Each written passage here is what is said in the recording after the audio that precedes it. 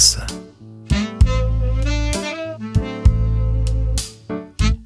Fransız şarabı. İran halısı.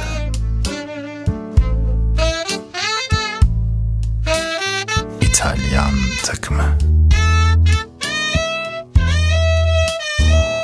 İsviçre saati. Türk şöminesi. Ne?